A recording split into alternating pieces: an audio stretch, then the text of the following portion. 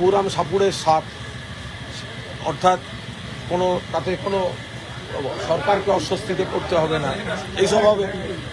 তো সেখানে আমাদের বলতে দিচ্ছে না, আমাকে কণ্ঠরোধ করা হচ্ছে। আমাদের দিক থেকে শোভনদেব চট্টোপাধ্যায় নাম দিচ্ছেন, আমার নাম চেঞ্জ করে দিচ্ছেন। বারবার হওয়ার পর কাল আমি প্রতিবাদ করেছি। সে প্রতিবাদ করার পর তার উপর উল্টে আমার উপর দমন পীড়ন করে মার্শাল দিয়ে বার করে দিয়েছে। আজ পয়েন্ট অফ অর্ডার তুলতে গেছিলেন শোভনদেব চট্টোপাধ্যায়, অ্যালাউ করেনি। উল্টে স্পিকার সাহেব বললেন কলঙ্ক। আমি আপত্তি করলাম, কলঙ্ক আপনি বলতে পারেন না।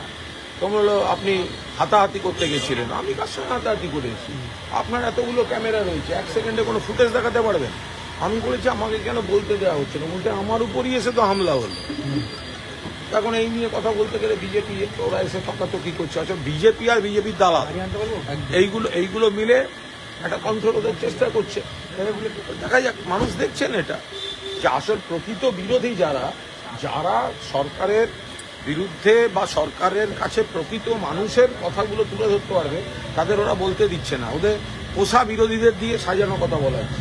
দাদা, কালকে কলকাতায় ককরোচ জনতা পার্টির শিয়ালদা থেকে ধর্মতলা একটা মিছিল আছে। ককরোচ জনতা পার্টির যারা প্রকৃত আন্দোলন করছেন তাদের সঙ্গে তাদের প্রতি তো পূর্ণ সমর্থন বা তাদের যা যা করার সেগুলো মমতা বন্দ্যোপাধ্যায় আমাদের নেত্রী সর্বভারতীয় রাজনীতির ক্ষেত্রে যা যা ফলে যারা ওখানে সত্যি আন্দোলন করছেন তারা যদি কলকাতায় যখন কিছু করবেন বা তাদের যে আন্দোলন তার সঙ্গে তার প্রতি আমাদের নৈতিক সমর্থন পূর্ণ থাকবে। যারা আমি লাইনটা আমি বলেছি, ককরোচ জনতা পার্টি যারা ওখানে দিল্লিতে আন্দোলনটা করছেন, নতুন প্রজন্ম শিক্ষা দুর্নীতির প্রতিবাদে, নিট কেলেঙ্কারির বিরুদ্ধে, শিক্ষামন্ত্রী ধর্মেন্দ্র প্রধানের ইস্তফার দাবিতে যারা ককরোচ জনতা পার্টির যারা প্রকৃত আন্দোলন করছেন, তারা যদি কলকাতায় বা কোথাও বাংলায় কোনো আন্দোলন করতে চান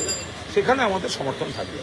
প্রধানমন্ত্রী আজকে একটি বার্তা দিয়েছেন যে এর পেছনে যারা যারা দোষী তাদেরকে চিহ্নিত করে শাস্তি দেওয়া হবে এবং নিরপেক্ষ তদন্ত হবে। এতদিন বাদে প্রধানমন্ত্রী এইসব কথার মানে কি?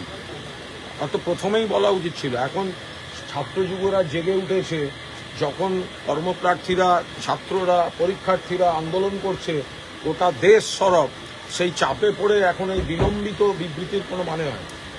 মূল আন্দোলনকে তো মমতা বন্দ্যোপাধ্যায় সমর্থন করেছেন এবং উনি বলেছেন যে প্রয়োজনে তিনি ককরোচ জনতা পার্টি আবার বলছি, মূল আন্দোলন যে ইস্যুতে মমতা বন্দ্যোপাধ্যায় সমর্থন করছেন, সেই আন্দোলনকে সমর্থন করছেন, কজকে সমর্থন করছেন এবং সেই মূল আন্দোলনকারীরা যদি পশ্চিমবঙ্গে কোনো কর্মসূচি নেন তাতে আমাদের সমর্থন থাকবে। কালকে একটা শোনা যাচ্ছে যে ওদের সমর্থনে একটা মিছিল বেরোচ্ছে, সেটাই কি তৃণমূলের নৈতিক সমর্থন বা কোনো পার্টি? আমরা একটাই লাইন বলছি যে ককরোচ জনতা পার্টি যে বিষয়ে যে কজে দিল্লিতে আন্দোলন করছেন, তারা যদি কলকাতায় কোনো কর্মসূচি নেন, যারা আন্দোলনটা করছেন দিল্লিতে, তারা কোনো কর্মসূচি নিলে আমাদের পূর্ণ নৈতিক সমর্থন থাকবে।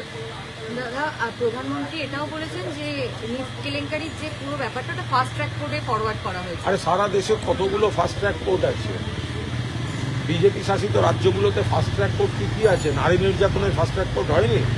ফলে এগুলো এখন লোককে, যেহেতু আমরা পরিষ্কার বলছি আগে ধর্মেন্দ্র প্রধান ইস্তফা দিন, তার থেকে নজর ঘোরাতে, ভুল বোঝাতে এইসব কথা বলা হচ্ছে।